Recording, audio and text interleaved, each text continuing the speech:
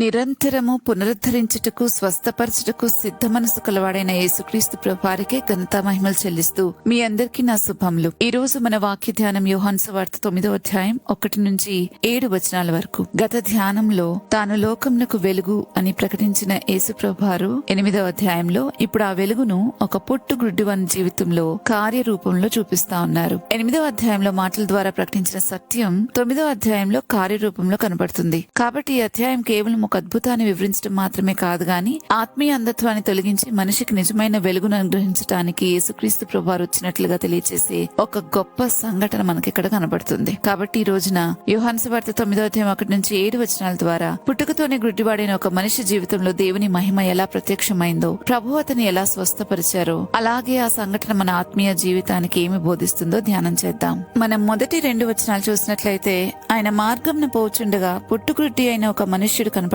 ఆయన శిష్యులు, బోధకుడా, వీడు గుడ్డివారై పుట్టుటకు ఎవడు పాపం చేసెను? వీడా వీని కన్నవారా అని ఆయన అడగగా అని 2వ వచనంలో మనం చూస్తాం. ఇంకా 3వ వచనంలో యేసు ప్రభు వారి యొక్క సమాధానం కనపడుతుంది. అప్పుడు యేసు, వీడైనను వీని కన్నవారి అయినను పాపం చేయలేదు, కాని దేవుని క్రియలు వీని యందు ప్రత్యక్షపరచబడుటకే వీడు గుడ్డివానిగా పుట్టెను అని. ఈ భాగంలో శిష్యులు ఒక సాధారణ మానవ ఆలోచనతో తమకున్న నాలెడ్జ్ లో నుంచి ప్రభువుని ప్రశ్నిస్తా ఉన్నారు. ఈ మనిషి పుట్టుగుడ్డివానిగా పుట్టడానికి ఎవరు పాపం చేశారు? ఇతడా ఇతని తల్లిదండ్రులా అని. వారి ఆలోచన ప్రకారం ప్రతి బాధ వెనుక తప్పకుండా ఏదో ఒకరి పాపమే, ఎవరో ఒకరి పాపమే కారణమై ఉండాలి అని అనుకుంటూ ఉన్నారు. మనం కూడా అలాగే ఆలోచిస్తాం. ఈవెన్ లేఖనాల్లో చూస్తే కూడా మనకు చాలా చోట్ల అలానే కనిపిస్తుంది. కానీ ప్రభువు మన ఆలోచనని సరిచేస్తూ ఆయన ఇంకొక విషయాన్ని ఇక్కడ చెప్తా ఉన్నారు. అదేంటంటే, వీడైనను వీని కన్నవారైనను పాపం చేయలేదు, కానీ దేవుని క్రియలు వీని యందు ప్రత్యక్షపరచుటకే వీడు గుడ్డివానిగా పుట్టెను అని. ఇక్కడ ప్రభువు ఒక గొప్ప సత్యాన్ని తెలియజేస్తా ఉన్నారు. ప్రతి బాధ వ్యక్తిగత పాపానికి ప్రత్యక్ష ఫలితం కాదు. నిజమే, కొన్ని బాధలైతే మనిషి పాపం వల్ల రావచ్చు. అలాగే కొన్ని సందర్భాల్లో తల్లిదండ్రులు తప్పు నిర్ణయాలు లేదా పాపపు పరిణామాలు, అంటే వారి యొక్క పాపం యొక్క పరిణామం పిల్లల జీవితాలపై ప్రభావం చూపించవచ్చు. ఇది కూడా లేఖనాల్లో మనం చాలా చోట్ల చూస్తాం. నిర్గమకాండం 20వ అధ్యాయం 5వ వచనంలో, గలతీయులకు రాసిన పత్రిక 6వ అధ్యాయం 7వ వచనంలో. కానీ ప్రతి బాధను అదే కోణంలో చూడకూడదు అని ప్రభు స్పష్టంగా తెలియజేస్తా ఉన్నారు. కొంతమంది జీవితాల్లో దేవుడు తన మహిమను, తన శక్తిని, తన కృపను, తన రక్షణ కార్యాన్ని ప్రత్యక్షపరచడానికి కొన్ని ప్రత్యేకమైన పరిస్థితులను అనుమతిస్తూ ఉంటారు. ఈ పుట్టుగుడ్డువాని జీవితం కూడా అలాంటిదే. అతని గుడ్డితనం దేవుడు అతన్ని శిక్షించటానికి కాదు, కానీ దేవుని కుమారుని మహిమ అతని ద్వారా ప్రత్యక్షమవడానికి అన్న సంగతి మనకు అర్థమవుతుంది. బైబిల్లో ఇలాంటి ఉదాహరణలు మనకు కొన్ని కనిపిస్తాయి. ముఖ్యంగా లాజరు అనారోగ్యాన్ని గురించి యేసుప్రభు అంటారు కదా, ఈ రోగము మరణకరమైనది, అంటే మరణం కోసం వచ్చింది కాదు, దేవుని కుమారుని మహిమ కొరకే అని. యోహాను సువార్తలోనే 11వ అధ్యాయం 4వ వచనంలో. ఇంకా యోబు ఎదుర్కొన్న శ్రమలు కూడా మనం చూసినట్లయితే అవి కూడా అతని పాపానికి శిక్ష కాదు, అతని విశ్వాసం ద్వారా దేవుని మహిమ ప్రత్యక్షం అవడానికే. ఇంకా యోసేపు అన్యాయంగా అమ్మబడిన చివరికి దేవుడు మేలుకే దాన్ని తలంచారు, అదంతా కూడా మేలు కొరకే జరిగింది అని ఈ విషయాన్ని యోసేపే చెప్పగలిగాడు. ఆదికాండం 50వ అధ్యాయం 20వ వచనంలో. అందువల్ల ప్రతి కష్టాన్ని చూసి ఎవరు పాపం చేశారు అని అడగడం కంటే ఈ పరిస్థితిలో దేవుడు ఏం చేయబోతున్నాడు అని మనం పరిశీలించటం మంచిది. ముందుగా అయితే మన వైపు మనమే చూసుకోవాలి. మనల్ని మనం సరిచేసుకోవటానికి, మన పాపాన్ని ఒప్పుకోవడానికే మనం ప్రయత్నం చేయాలి. ఒకవేళ పరిశుద్ధాత్మ అలాగా గనక మనల్ని ఒప్పించకపోతే తప్పకుండా ఇది ప్రభు మహిమ కొరకేనని గుర్తించాలి. ఒకవేళ ఇది మన పాపం మూలంగా కలిగిందైతే తప్పకుండా పరిశుద్ధాత్మ మనల్ని ఒప్పిస్తాడు. కాబట్టి మనల్ని మనం చూసుకోవటం అనేది ఉత్తమమైన కార్యం. ఇది ఏ పరిస్థితి గుండా మనం వెళ్తున్నా ఆ పరిస్థితి ఎందుకు మనకు కలిగింది అని మన వైపు మనం మొదటిగా చూసుకోవాల్సిందే. పరిశుద్ధాత్మ మన పాపాన్ని గురించి మనల్ని ఒప్పించినప్పుడు తప్పకుండా ఒప్పుకుని తీరాల్సిందే. ఒప్పుకున్నప్పుడు మన పరిస్థితి మెరుగవుతుంది. అందులో నుంచి, ఆ పాప ఫలితంలో నుంచి మనం బయటికి త్వరగా రాగలుగుతాం. అయితే ఈ రోజు ఈ యొక్క ధ్యాన భాగం మనకు తెలియచేస్తున్న మరొక విశేషం ఏంటంటే, మనం అనుభవించే ప్రతి అనారోగ్యము, బాధ, వేదన ఏదైనా కూడా అది దేవుని చేతిలో ఒక దైవిక ఉద్దేశం కలిగి ఉంది అనే నిరీక్షణ మనకిస్తుంది. దేవుడు అనుమతించిన ప్రతి పరిస్థితి వెనుక ఆయనకొక గొప్ప ప్రణాళిక ఉంటుంది. కొన్ని జీవితాలు దేవుని అద్భుత కార్యాలు ప్రత్యక్షమయ్యే వేదికలుగా ఉంటాయి. అయితే మనం ఎలా ఉన్నామో అనేది మనల్ని మనం పరీక్షించుకోవాలి. కాబట్టి మన జీవితంలో కూడా కొన్ని ప్రశ్నలకు వెంటనే సమాధానం దొరకకపోవచ్చు.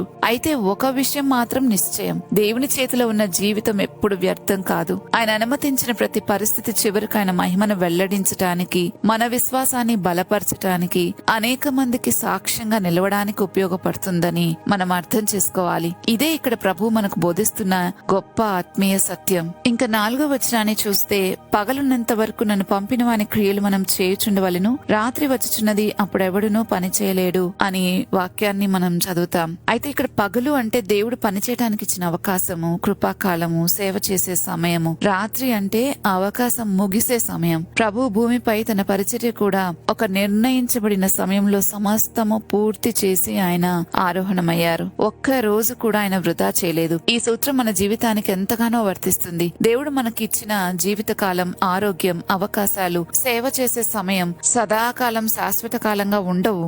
అవి వాటికి కొంత కాల పరిమితి ఉంది అన్న సంగతి మనం అర్థం చేసుకోవాలి. కాబట్టి అవకాశం ఉన్నప్పుడే సువార్తను ప్రకటించాలి, దేవుని సేవ చేయాలి, మంచి పనులు జరిగించాలి, ఉత్తమమైన కార్యాలను చేస్తూ దేవుని చిత్తం పరిపూర్ణంగా నెరవేరుస్తూ దేవుడు అప్పగించిన బాధ్యతను సంపూర్ణంగా నిర్వర్తించాలి. అయితే ఒక్కటి గుర్తుపెట్టుకోవాలి, సమస్తం కూడా పరిశుద్ధాత్మ నడిపింపులోనే ఉండాలి. మనకివ్వబడిన సమయంలో ఆయన నడిపింపులో మనం ప్రతి పని చేసినప్పుడు అవి 100% ఫలభరితంగా ఉంటాయి. అందుకే పౌలు కూడా ఎఫెసీయులకు రాసిన పత్రిక 5వ అధ్యాయంలో రాస్తున్నాడు, సమయమును పోనీయక దానిని సద్వినియోగపరచుకోండి అని. ఈ విషయం లేఖనాలు చాలా స్పష్టంగా మనకు బోధిస్తా ఉన్నాయి. ఇంకా 5వ వచనాన్ని చూస్తున్నట్లయితే ప్రభు ఇలా చెప్పారు, నేను ఈ లోకంలో ఉన్నప్పుడు లోకమునకు వెలుగును అని. ఇక్కడ ప్రభువు తన పరిచర్య కాలాన్ని చూపిస్తా ఉన్నారు. ఆయన ఈ లోకంలో శరీరధారిగా ఉన్నంత కాలం దేవుని సత్యాన్ని, దేవుని యొక్క మంచితనాన్ని, దేవుని యొక్క నీతిని, జీవాన్ని, రక్షణను ఈ లోకానికి ప్రత్యక్షపరిచిన వెలుగుగా ఉన్నారు. ఆయన ఎక్కడికి వెళ్ళినా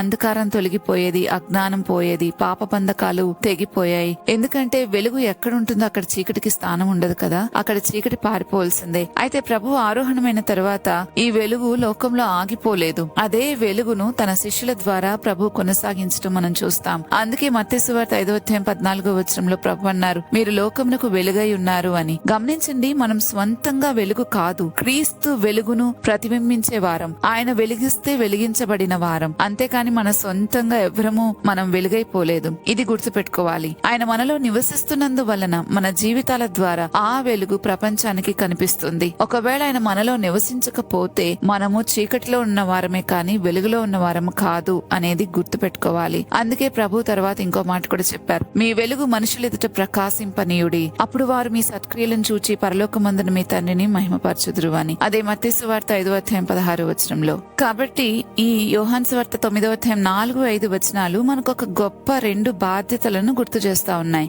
సమయం ఉన్నప్పుడే దేవుడు అప్పగించిన పని చేయాలని, అవకాశం శాశ్వతం కాదు. క్రీస్తు వెలుగును మన జీవితాల ద్వారా ఈ లోకానికి చూపించాలి. ఆయన మనలో ఉన్నప్పుడే మనం వెలుగై ఉంటామనేది గుర్తించాలి. ఆయన భౌతికంగా ఈ లోకంలో లేనప్పటికీ ఇప్పుడైతే ఆయన వెలుగు సంఘము ద్వారా, విశ్వాసుల ద్వారా ప్రకాశిస్తుంది. అందువల్ల ప్రతి విశ్వాసి తను తాను ఇలా ప్రశ్నించుకోవాలి, దేవుడు నాకు ఇచ్చిన ఈ పనిని నేను ఎలా చేస్తున్నాను, దేవుడు నాకు ఇచ్చిన ఈ సమయాన్ని నేను ఎలా సద్వినియోగం చేసుకుంటున్నాను, నా జీవితంలో క్రీస్తు వెలుగు ఇతరులకు కనిపిస్తుందా? ప్రభువు వెలుగులో నడిచేవారే ఈ చీకటి లోకంలో ఇతరులకు మార్గాన్ని చూపించగలరు. నేనే నడవకపోతే, నేనే చీకట్లో ఉంటే నేనింక ఇతరులకు ఎలా వెలుగై ఉండగలను? ఒక గుడ్డివాడు గుడ్డివానికి దారి చూపలేడు కదా. ఈ సంగతి మనం గుర్తుపెట్టుకోవాలి. ఇంకా 6-7 వచనాలు చూసినట్లయితే ఆయన ఇట్లా చెప్పి నేల మీద ఉమ్మి వేసి, ఉమ్మితో బురద చేసి, వాని కనుల మీద ఆ బురద పూసి, నీవు సిలోయము కోనేటికి వెళ్లి అందులో కడుక్కొనమని చెప్పెను. సిలోయమను మాటకు పంపబడిన వాడని అర్థం. వాడు వెళ్లి కడుక్కొని చూపు గలవాడై వచ్చెను. ఈ అద్భుతంలో ఒక విషయం మన దృష్టిని చాలా ఆకర్షిస్తుంది. అదేంటంటే యేసుప్రభు వారు ఎందుకు ఉమ్ముతో బురద చేసి గుడ్డివాని కనులపై పూశారు? ఆయన ఒక్క మాటతోనే స్వస్థపరచగలిగేవారు కదా. అనేక సందర్భాలు ఆయన అలాగే చేశారు కూడా. కాబట్టి ఇక్కడ మట్టిని ఉపయోగించడం వెనక ఏదో ఒక ఉద్దేశం ఉందని మనం అర్థం చేసుకోవచ్చు. అయితే ఆ ఉద్దేశాన్ని బైబిల్ స్పష్టంగా చెప్పలేదు. యోహాను సువార్తలో ప్రభు పదే పదే చెప్పిన ఒక మాటను పట్టి మనం అర్థం చేసుకోవచ్చని నేను అనుకుంటాను. ఆ మాట ఏంటంటే, తండ్రి ఏది చేయుట కుమారుడు చూచునో అదే గాని తనంతటి తాను ఏదియూ చేయనేరడు అని యోహాను సువార్త 5వ అధ్యాయం 19వ వచనంలో మనం చూస్తాం. ఇంకా నేను నా అంతటి నేనే ఏదియూ చేయనేరను అని కూడా ప్రభు చెప్పారు. ఏదైతే చూశారో తండ్రి దగ్గర, ఏదైతే విన్నారో అదే చేశారు, అదే చెప్పారు. అంటే తండ్రి చిత్తాన్ని, తండ్రి కార్యాలను యాజ్ ఇట్ ఈస్ ఆయన అలాగే చేస్తూ వచ్చారు. ఎందుకంటే వారిద్దరు వేరు వేరు కాదు కాబట్టి, వేరు వ్యక్తులు అయినప్పటికీ వారు ఒక్కటై ఉన్నారు గనక వారు ఒక్క విధంగానే పనిచేస్తారు. ఈ నేపథ్యంలో చూస్తే ఆదికాండం కాండం 2:7 మనకు గుర్తొస్తుంది. దేవుడు నేల మట్టితో నరుని నిర్మించి అతని నాసికా రంధ్రములలో జీవవాయువును ఊదగా నరుడు జీవాత్మాయను అని. సృష్టి ఆరంభంలో దేవుడు నేల మట్టితో మనిషిని నిర్మించాడు. ఇప్పుడు ఈ పుట్టుకతోనే గ్రుడ్డివాడైన ఈ మనిషి జీవితంలో యేసు ప్రభువు మట్టిని ఉపయోగించి అతని కన్నులకు చూపును అనుగ్రహించారు. ఇది క్రొత్త సృష్టిని సూచించే ఒక అందమైన చిత్రంగా మనకు కనిపిస్తుంది. ఇక్కడ అపోస్తలుడైన యోహాను అంటే యోహాను సువార్త యొక్క గ్రంథకర్త యేసుప్రభుని కేవలం స్వస్థపరిచేవాడిగా మాత్రమే కాదు, సృష్టికర్తగా కూడా చూపిస్తా ఉన్నాడు. సమస్తమును ఆయన ద్వారా కలిగినదేది ఆయన లేకుండా కలగలేదని యోహాను సువార్త 1:3 మనం చూసాం. అందువల్ల దేన్నైనా నూతనంగా మార్చగలిగిన శక్తి మన ప్రభువుకే ఉంది. మనం గమనించవలసిన మరో విషయం ఏంటంటే ఇక్కడ స్వస్థత మట్టిలో లేదు, యేసుక్రీస్తు ప్రభులో ఉంది. మట్టి ఒక సాధనం మాత్రమే, శక్తి ప్రభువు మాటలో ఉంది. అందుకే ఆయన శిలోయం కోనేటికి వెళ్లి కడుక్కో అని చెప్పారు. ఆ మనిషి ప్రశ్నించకుండా విధేయత చూపాడు.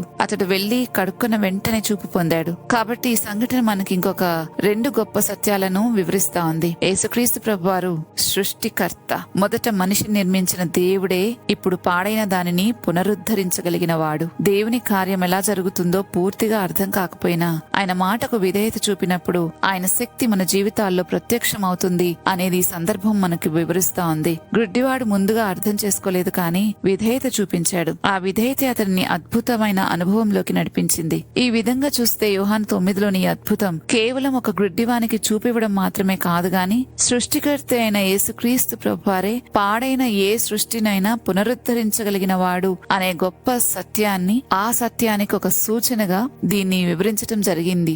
ఇదంతా వింటున్న మనలో కొందరికి అనుమానం రాకుండా ఉండదు, దేవుని మహిమపరచటానికి ఇలా ఒక వ్యక్తి గుడ్డితనంతో కొంచెం కాలం బాధపడాలా అని. అయితే దీనికి వాక్యమే సమాధానం ఇస్తుంది. అదేంటంటే మనం ముందుగానే చెప్పుకున్నాం కదా, లాజరు, యోబు, యోసేపు ఇలాంటి వారు ఏ పాపం వలన వారు శిక్ష అనుభవించలేదు కానీ నిజంగా దేవుని మహిమ కొరకే వారు కొంత శ్రమ గుండా వెళ్ళినట్లుగా మనం చూసాం. అయితే మనం ఒక్కటి గుర్తుపెట్టుకోవాలి, ఎవరైనా ఏదైనా దేవుని మహిమ కొరకు శ్రమ పడుతూ ఉంటే వారు ఆ తర్వాత యోబు వలె, యోసేపు వలె 2 100 ఆశీర్వాదాన్ని వారు పొందుకుంటారు అనే సంగతిని మనం గుర్తుపెట్టుకోవాలి.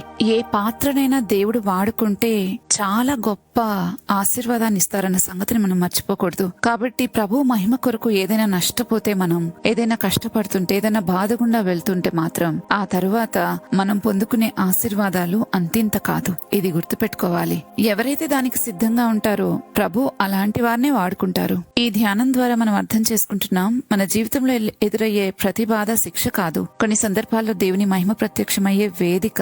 అలాగే దేవుడిచ్చిన అవకాశాన్ని సద్వినియోగం చేసుకుని ఈ లోకంలో వెలుగుగా జీవించమని ప్రభువు పిలిచినప్పుడు ఆ పిలుపుకు లోబడి మనం బ్రతికితే మనం ఖచ్చితంగా ఆయన మహిమయుక్తమైన పాత్రగా వాడబడతాం. అంతేకాదు, పుట్టుకతోనే లోపించిన గుడ్డివాని చూపును అనుగ్రహించిన ప్రభువు సృష్టికర్తగా పాడైన సృష్టిని పునరుద్ధరించే అధికారం ఉన్న దేవుడని ఈ అద్భుతం మనకు ప్రకటించింది. ఈ సంఘటనలో మరో ముఖ్యమైన సత్యం ఏంటంటే, దేవుడు ఎలా పనిచేస్తున్నాడో మనకెప్పుడు పూర్తిగా అర్థం కాకపోవచ్చు, కానీ ఆయన మాటకు విధేయత చూపినప్పుడు ఆయన శక్తి మన జీవితాల్లో ప్రత్యక్షమవుతుంది. గుడ్డివాడు ముందుగా వివరణ అడగలేదు కానీ విధేయత చూపాడు. ఈ రోజు కూడా మన ప్రభువు మన జీవితాల్లో ఎన్నో రకాలైన కార్యాలు చేస్తా ఉన్నారు. ఆయన కేవలం శారీరక అంధత్వాన్ని మాత్రమే కాదు గాని పాపము, అజ్ఞానము, భ్రమ, అవిశ్వాసం వలన కలిగిన అంధత్వాన్ని తొలగించి తన వెలుగులో మనల్ని నడిపిస్తా ఉన్నారు. కాబట్టి మన జీవితంలోని పరిస్థితులు ఎలా ఉన్నా ఆయన చిత్తాన్ని విశ్వసిస్తూ ఆయన వాక్యానికి విధేయులమై ఆయన వెలుగును ఈ లోకంలో ప్రతిబింబించే వారిగా జీవించినప్పుడు నిజంగా ఆయనను మహిమపరిచే పాత్రలుగా మనం ఉండగలం.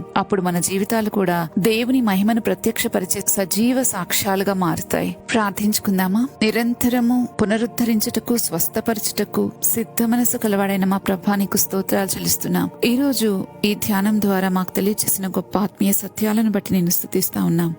మాలో ఏ గుడ్డితనం అయితే ఉందో ప్రభా, ఆ గుడ్డితనాన్ని పూర్తిగా తొలగించి మీ వెలుగులో మేము నడిచినట్లు, ఈ లోకంలో మేము కూడా వెలుగై ఉండినట్లు మాకు సహాయం చేయమని, మాలో నివసించమని ప్రార్థిస్తున్నాం. నీవు నివసించటానికి అనుకూలమైన మనస్సు, హృదయం మాకు దయచేయమని వేడుకుంటున్నాం ప్రభు. అయ్యా, మీ సింహాసనం మా హృదయంలో ఏర్పడినట్లుగా సహాయం చేయండి. మీ రక్తంతో మమ్మల్ని కడగండి. ప్రతినిత్యం ప్రతి పాపం నుంచి మమ్మల్ని విడిపించి అంధకారం, అజ్ఞానంలో నుంచి మమ్మల్ని బయటకు తీసుకుని వచ్చి ప్రభా, నీ సత్యమందు మమ్మల్ని ప్రతిష్ఠ చేయమని ప్రార్థిస్తున్నాం. తండ్రి, ఈ రోజు మీరు మాతో మాట్లాడిన ఈ సత్యాలన్నీ ఎన్నటికీ మర్చిపోకుండా మా హృదయంలో ముద్రించమని వేడుకుంటూ యేసుక్రీస్తు ప్రభువారి నామంలో బ్రతిమాలుతున్నాము తండ్రి. ఆమెన్. రేపటి ధ్యానంలో మరలా తిరిగి కలుద్దాం. అంతవరకు దేవుని కృప మనందరికీ తోడైనను గాక.